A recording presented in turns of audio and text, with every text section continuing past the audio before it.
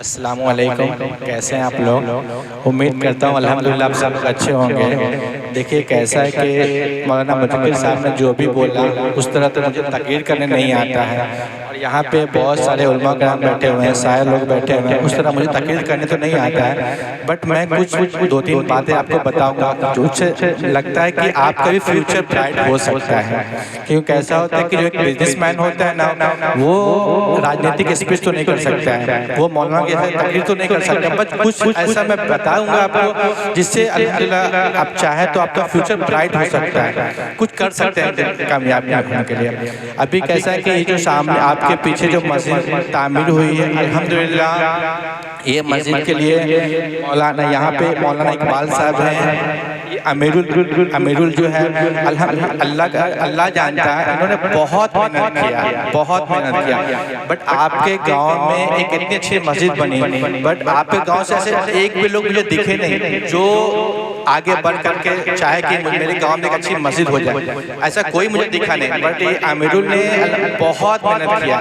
क्या हुआ था 2021 में जब मेरी माँ मुरैठा आई थी, वहाँ उनका मैका है, तो यहाँ के 4 से 5 लोग वहाँ पे गए थे और मुझे बताया था कि मेरी माँ से लोगों ने फरमाइश की थी कि ऐसे गाँव का मसला है जहाँ यहाँ पे टट्टी में मस्जिद बांध के नमाज पढ़ रहे हैं। फिर मेरी माँ ने इनको फ़ौरन वादा किया ठीक है मैं अपने बेटा से बात करके मैं मस्जिद बना दूँगा।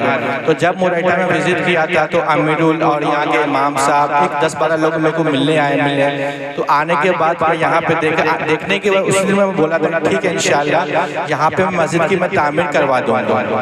तो आज अल्हम्दुलिल्लाह आप लोग की दुआओं से और अल्लाह ने चाह रहा था, अल्लाह भी बहुत चाहा कि यहाँ पे मस्जिद बन जाए, तो अल्हम्दुलिल्लाह यह मस्जिद तामीर हो गई है। बस आपसे एक छोटी सी रिक्वेस्ट है कि ये मस्जिद को आबाद कर दीजिए, आबाद वीरान मत कीजिए। आपको आप सबको अल्लाह का वास्ता, अल्लाह के नबी का वास्ता, इस मस्जिद को वीरान मत कीजिए, आबाद कर दीजिए। और एक चीज़ और कैसा है, क्या होता है कि हम लोगों में तालीम की बहुत कमी है, ठीक है, बहुत कमी है।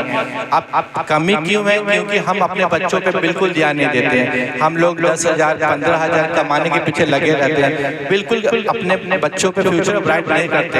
मैं आप सबको एक बात बता रहा हूँ, यहाँ पे बहुत सारे उलमाए बैठे हुए हैं, और अगर आप कुरान पढ़ेंगे ना तो आपको पता चल जाएगा कि अल्लाह मुझे क्या बताता है, अल्लाह क्या बोलता है।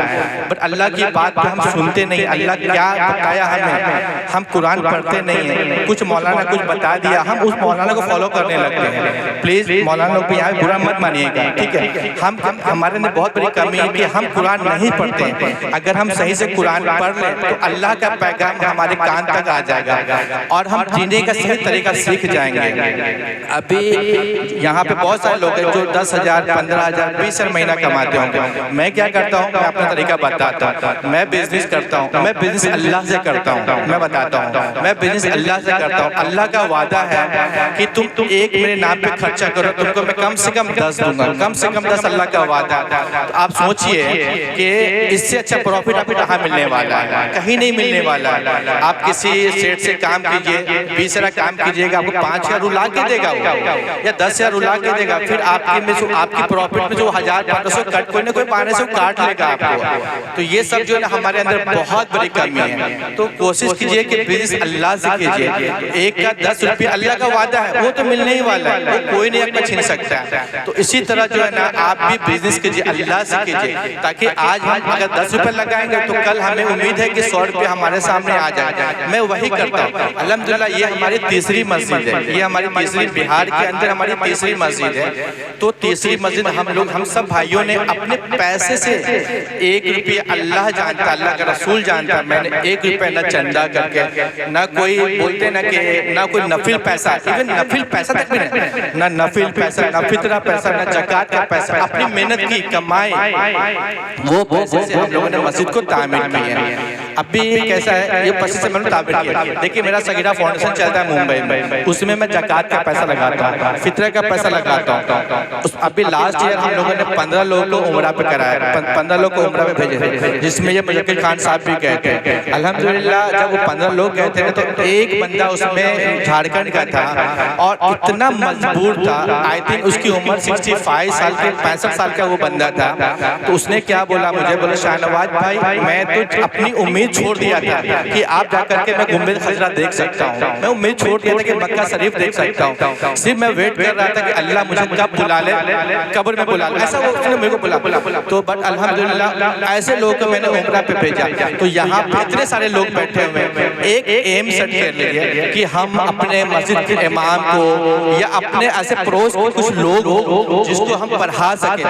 अभी यहाँ पे ना करके 100 लोग बैठे हुए हैं, अगर 100 लोग मिलकर हर आदमी एक एक बंदे का रिक्स उठा ले कि नहीं इस बंदे को पढ़ाना मेरा काम है, इस बंदे को उम्रा कराना मेरा काम है, अल्लाह आपका उम्रा, अल्लाह आपका उम्रा कबूल कर लेगा, अल्लाह आपके बच्चों को पढ़ाएगा। अभी आप सोचिए ना, हमारे पास 4 बच्चे हैं, ठीक है ना, फिर भी मैं बहुत कुछ करता हूँ। क्यों करता हूँ कि नहीं ये भी हमारे बच्चे, ये भी हमारे बच्चे, ये भी हमारे बच्चे। अगर मैं इनके बच्चे का सोचूंगा तो अल्लाह पाक हमारे बच्चों को सोचेंगे। और यहाँ पे मैं मदरसा भी अल्हम्दुलिल्लाह यहाँ पे छोटा सा मदरसा पीछे बना हुआ है, तो मदरसे की शिफ्टिंग भी वहाँ पे हो रही है। तो यहाँ के जो इमाम साहब है, आप भी इमाम साहब सुनिए कि आपकी भी थोड़ी कहीं ना कहीं कमी है। देखिए मैं स्टेज पे बोल रहा हूँ, आपको थोड़ा तकलीफ होता होगा मेरी बात। क्या होता है कड़वे बात जो है ना अक्सर लोगों को दिल पे लगता है, दिल पे लगता है, बट कैसे वो फ्यूचर ब्राइट करता है। तो बच्चे को अच्छी तालीम दीजिए। और उसके साथ साथ मैं एक बात और बताना चाहूँगा, उसके साथ साथ बच्चे को हाफिज कुरान तो हम बना देते हैं, यानी क्या हाफिज क्या किया हमने, बच्चे को सिर्फ हमने तोता बना दिया, बुरा मत मानिएगा, बच्चे को हमने सिर्फ तोता बना दिया। बट वो बच्चा कुरान तो पढ़ लिया, बट कुरान में अल्लाह क्या बोलता, क्या फरमाता वो नहीं जानता। एक भी हाफिज साहब नहीं जानते, सिर्फ कुरान को हिफ्ज कर लिए। बट अगर सही तरीके से वो कुरान पढ़ लेगा, उसके बाद कुरान पढ़ने के बाद एक बार हिंदुस्तान के जो हम साइंस को पढ़ ले हाथ में, फिर हमें किसी का मोहताज नहीं बनना पड़ेगा।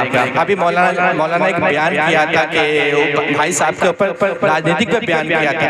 आज हम क्यों पीछे हैं, पता है क्यों पीछे? वो हमारी, हम खुद अपने आप में पीछे हैं, क्योंकि हम क्या करते हैं मदरसे में अपने बच्चे को डाल दिया, तो मदरसे में डाल दिया, एजुकेशन में बिल्कुल फोकस नहीं करते। और आज हमारे कौम की ये हालत हो गई है, जब इमाम साहब गुजरते हैं बाजू से तो आप मैं ये मोड़ लेते हैं कि कहीं इमाम चंदा ना मांग ले। हम क्यों ऐसा अपने इमाम साहब को बनाए, ऐसा क्यों बनाए इमाम साहब को? अगर हम अपने बच्चे को एक अच्छा आलिम बना दें, उसके बाद 10, 12 BA करा दें, तो वो बच्चा कहेगा पार्ट टाइम जॉब भी करेगा और मदरसे में या मस्जिद में इमामत भी करेगा, तो अल्हम्दुलिल्लाह 50-60 महीने कमाएगा। वो फिर किसी का बोझ नहीं बनेगा, किसी का बोझ नहीं बनेगा। आज जितने सारे यहाँ मुसलमान भाई बैठे हुए हैं, कुछ हिंदू भाई बैठे होंगे, अक्सर आप लोग एक बात क्या बोलते हो, पता है कि अरे हिंदुस्तान में बहुत तकलीफ हो रही है, मुसलमान को मारा जा रहा है, ये किया जा रहा है, क्यों किया जा रहा है? पता है वो हमारी फितरत है, क्योंकि हम हिंदुस्तान के बोझ बने हुए हैं। बोझ बने हुए हैं तो मार खाओगे ही ना, तो बोझ मत बनो, नीड बनो, हिंदुस्तान की नीड रहो। आप नंबर 1 टैक्स पेयर बनो, IPS बनो, फिर किसी में दम नहीं है जो आपको हिला सके। गवर्नमेंट को आपकी नीड रहेगी, क्यों नीड रहेगी कि गवर्नमेंट को आपसे प्रॉफिट हो रहा है। आप एक अच्छे जो IPS ऑफिसर बने हो, एक आप अच्छे जो है ना डॉक्टर बने हो। आज अगर गवर्नमेंट बोलती है कि मुझे खजूरवाड़ा गांव से एक अच्छा डॉक्टर चाहिए था, मुसलमान में से है कोई डॉक्टर? कोई नहीं है, क्योंकि हम बच्चे पर फोकस नहीं सोच रहे। हम अपने 10 रुपए कमाने पे, अगर अल्लाह आपको 1 लाख रुपया दिया है तो क्या सोचते हैं नहीं यार हम 10 दूर जमीन खरीद रहे। प्लीज अल्लाह के वास्ते 10 दूर जमीन मत खरीदिए, तालीम दीजिए पहले बच्चे को। आप अच्छे बच्चे को तालीम देंगे ना, फिर वो बच्चा आपका एक IPS ऑफिसर, एक दिन IPS ऑफिसर बनेगा। फिर हमारे हिंदुस्तान को उसकी नीड रहेगी और फिर उसको कोई कहीं से हटा नहीं सकता। तो यही कोशिश कीजिए कि एजुकेशन पर फोकस कीजिए, ये मस्जिद को आबाद कीजिए, ये मस्जिद को आबाद कीजिए। और हम सब जो है ना, हम सब ऐसा हो जाए कि हिंदुस्तान को हमारी जरूरत हो, हमें जरूरत ना हो हिंदुस्तान की, हमें हिंदुस्तान को हमारी जरूरत हो। हम अच्छे IPS बन जाएंगे ना तो हमें हमारे हिंदुस्तान को हमारी जरूरत होगी। हम अच्छे टैक्स पेयर बन जाएंगे ना, तो हम जब अच्छे टैक्स पेयर करेंगे तो हमें पुलिस सैल्यूट करेगी, हमें ऑफिसर सैल्यूट करेगा, अगर हम अच्छे टैक्स पेयर बन सकते हैं तो। बट आप लोग क्या सोचते हो कि नहीं यार क्या करेंगे, टैक्स चोरी, ये चोरी क्यों करेंगे? भाई नहीं करना है, ईमानदारी से टैक्स भर दीजिए, ईमानदारी से हर कार्य कीजिए। अभी सोचिए ना कि अल्लाह ने फरमाया ना ज़कात 2.5 रुपया ज़कात क्या है, ये पता है आपको? ये हमारी मेहनत कमाई का मैल है, फिर भी मैल भी हम सही से नहीं निकाल पाते, कंजूसी करते हैं, मैल निकालने में कंजूसी करते हैं, जो हमारी मेहनत कमाई का मैल है। उसके बाद फिर आप कैसे उम्मीद करेंगे अल्लाह ने ये तकलीफ दे दिया, ये तकलीफ दे दिया, वो हम अल्लाह को ब्लेम करते हैं, क्योंकि अल्लाह ने मुझे बताया तुम ज़कात जो तुम्हारे ऊपर ज़कात 28% है वो निकाल दो ईमानदारी से, फिर तुम्हारे माल की हिफाजत मैं करूँगा। आपको एक कहानी बता दूँ, कहानी नहीं सॉरी, मेरे साथ जो प्रैक्टिकल हो वो बता दूँ। आज से 2 साल मेरे भैया बैठे हो यहाँ पे, तकरीबन 1.5 करोड़ रुपए का मेरा माल चोरी हो गया था, कंटेनर पूरा कंटेनर गायब हो गया था। भैया ने मेरे वादा किए थे शाहनवाज वो माल के मैं पूरा ज़कात निकाले हुआ हूँ, मेरा माल चोरी नहीं होगा। अल्हम्दुलिल्लाह भैया जानते हैं 45 डेज के बाद चोरी का माल कभी नहीं मिलता है, बट 45 डेज के बाद 1.5 करोड़ का माल रिटर्न आया। क्यों आया? क्योंकि हमने उस माल का पूरा ज़कात ईमानदारी से निकाला था। जब ज़कात निकाल दिया फिर अल्लाह की जवाबदारी हो गई, जब फिर अल्लाह उस माल का हवाला हो गया। अल्लाह ने ऐसा किया। अब हम क्या करते हैं, अरे एक्सीडेंट हो गया, जब अल्लाह ने बताया ना कुरान में, अल्लाह ने क्या बताया, तुमको गाड़ी चलाना 80 पर चलाना है, गाड़ी 70 पर चलाना है, बट तुम करोगे या चलाओ 120 पे, ब्लेम करोगे अल्लाह को। गलती हमारे अंदर है ना, बट हम ब्लेम क्या करते थे, अल्लाह ने ये करवा दिया, अल्लाह ने वो करवा दिया।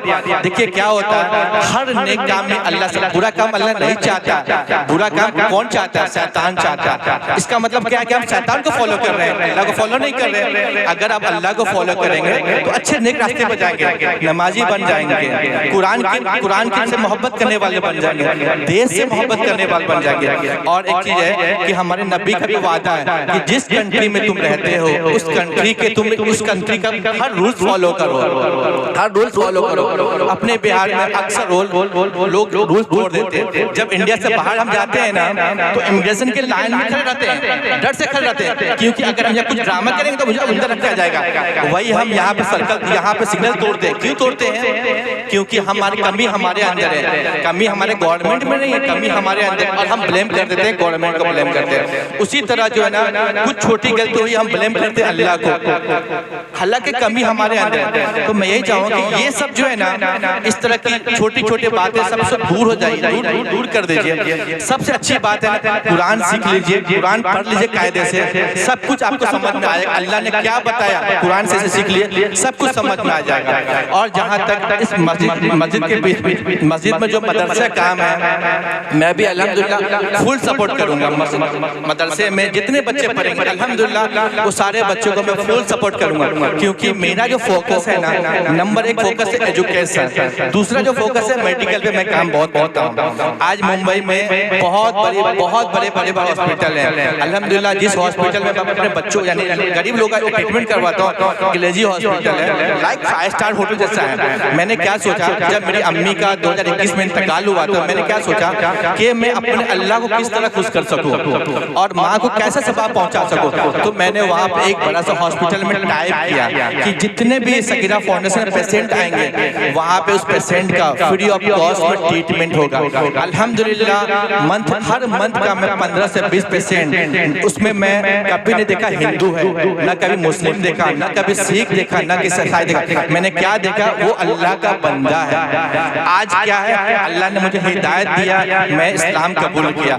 एक दिन अल्लाह उनको भी हिदायत देगा, एक दिन अल्लाह उनको भी हिदायत देगा। अगर हम अच्छी बात बताएंगे, अपने पड़ोसी को हम अच्छे से मोहब्बत करेंगे, उसके दुख सुख में हम सपोर्ट करेंगे, तो वो समझेगा नहीं यार सबसे अच्छा और सबसे अच्छा इस्लाम है। और पता है ना जो हम जिस हम अफसर की उम्मती हैं, अल्हम्दुलिल्लाह अपना इस्लाम सबसे अच्छा सबसे खूबसूरत मजहब अपना इस्लाम है। आपको पता है कि जो फिलिस्तीन में जो हुआ है, कितने सारे लोगों को मारा गया है, सोच सकते हैं, छोटे छोटे बच्चे को वहाँ मारा जा रहा है। फिर आपको पता है यूरोप में हर दिन 10 से 15 लोग 20 लोग इस्लाम कबूल कर रहे हैं। क्यों कर रहे हैं? क्योंकि वो कुरान पढ़ रहे हैं, फिर समझ रहे हैं कि अल्लाह का क्या ऑर्डर है, अल्लाह क्या चाहता है, फिर वो इस्लाम कबूल कर रहे हैं। तो आज सोचिए, आज 20,000 लोग फिलिस्तीन में मारे गए, बट कहीं न कहीं लाखों लोग, करोड़ों लोग अल्हम्दुलिल्लाह इस्लाम कबूल किया। क्यों किया? एक तरफ हम देख रहे हैं कि एक तरफ अल्लाह वहाँ पे फिलिस्तीन के बच्चों को खत्म हो रहा है, पर दूसरी तरफ इस्लाम बढ़ रहा है। तो इसी तरह मैं चाहूँगा कि यहाँ के जितने भाई हैं, यहाँ के जो मुखिया जी हैं, जो भी मस्जिद की तरक्की के लिए सोचिए। देखिए मैंने एक छोटी सी मस्जिद बना दिया, अभी आपका काम है अगर कभी 2 साल में या कभी आऊँ तो इस मस्जिद को एकदम खिलता हुआ बना दो। तो आप लोग, मैं उम्मीद करता हूँ आप लोग ये काम करोगे ना, तालीम में फोकस करोगे ना। प्लीज अल्लाह के वास्ते आप लोग हाथ उठा के बताइए कि मस्जिद आबाद करेंगे ना। पक्का करेंगे ना? देखिए कैसा है कि अगर मस्जिद को आबाद कर दिया, मैंने पैसा लगाया ना, मैंने पैसा लगाया, यहाँ पे बहुत सारे मौलाना बैठे हैं, उनसे पूछेगा कि अगर किसी ने करोड़ रुपए लगा दिया और किसी ने सिर्फ जान से मेहनत कर रहा तो लोग को इक्वल सवाब मिलता है। इमाम साहब मैं सही बोल रहा हूँ कि जो पैसा लगा करोड़ रुपए लगाया और जो सिर्फ दिल से मेहनत कर रहा है, जान से सपोर्ट कर रहा है, तो अल्लाह ताला दोनों लोगों को सेम सवाब तक पहुंचाता है। तो आप सब लोग इस यहाँ पे मदरसा बन रहा है, उसमें अपने बच्चों को भेजिए, अच्छी तालीम करवाइए, और कुछ भी लगता है कि नहीं मुझे इम्प्रूवमेंट करना है, कुछ जरूरत होती है तो मैं भी इसमें सपोर्ट करूंगा, बट अल्लाह के वास्ते आप सब लोग इस मस्जिद की तामीर में और हिस्सा लीजिए और इसको एजुकेशन पे फोकस कीजिए। अपने गांव से एक बच्चे को IPS बना लीजिए, एक अच्छे बच्चे को डॉक्टर बनाइए, फिर देखिए कैसा आपका गांव चमकेगा। तो मैं उम्मीद करता हूँ आप सब लोग मेरी बात समझे होंगे और अल्लाह से मोहब्बत कीजिए और मस्जिद को तामीर, मस्जिद में एकदम आबाद कर दीजिए। करेंगे ना आप सब लोग? पक्का करेंगे ना? एकदम सब लोग हाथ उठा के वादा कीजिए कि अल्लाह के वास्ते मैं करूंगा। सब लोग करेंगे ना? ओके, अल्लाह हाफिज। दुआ की दरखास्त है।